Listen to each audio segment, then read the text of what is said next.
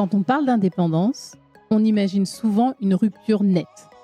Le jour où l'on quitte son job, où on claque la porte, le jour où on pose sa dème, l'annonce triomphale sur LinkedIn. Mais dans la vraie vie, ça se passe rarement comme ça. Souvent, ça ressemble davantage à une série de petits pas minuscules. On teste, on observe, on apprend.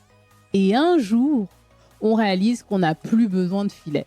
Pour moi, ça a commencé très tôt, sans que je le sache. J'avais 9 ans, je tenais la caisse d'un stand de nourriture un 14 juillet avec ma mère. Je prenais les commandes, je rendais la monnaie, je parlais avec des gens. Et même si j'étais plutôt du genre à travailler dans l'ombre, j'ai adoré ce contact. Je crois que c'est là qu'est née cette idée que servir, c'est aussi exister. Depuis, je n'ai jamais vraiment cessé d'expérimenter. Étudiante, j'avais toujours un job à côté. Un jour, je donnais des cours, un jour, je faisais des inventaires, le lendemain, je participais à un projet associatif. Rien de spectaculaire, juste un goût pour l'action, pour la diversité, pour ce sentiment que tout s'apprend en faisant.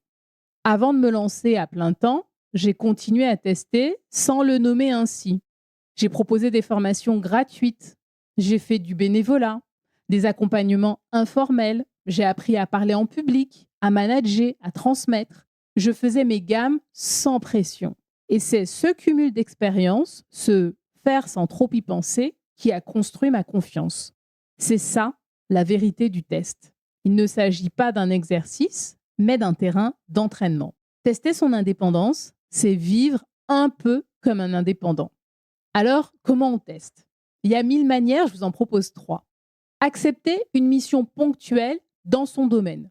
Se lancer dans un side project sur son temps libre.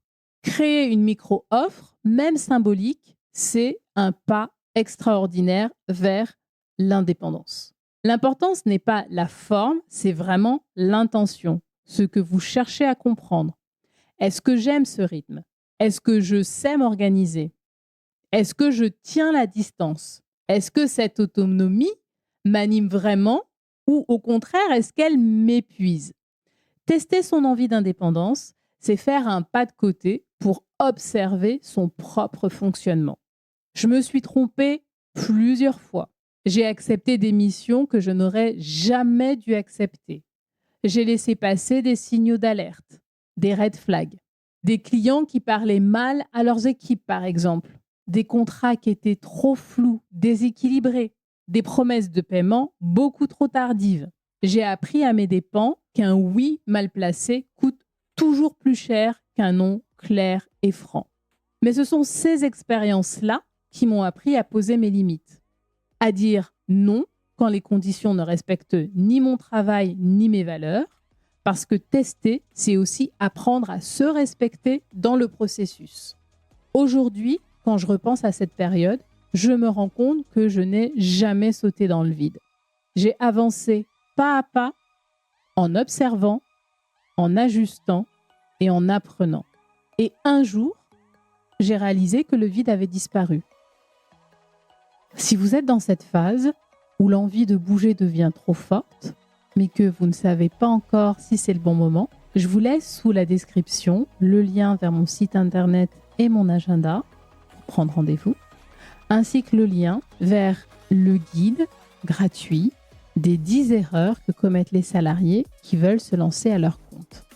L'indépendance n'a rien d'un saut à l'aveugle, ça se prépare, c'est une succession de petits pas lucides et je vous invite à les faire ensemble.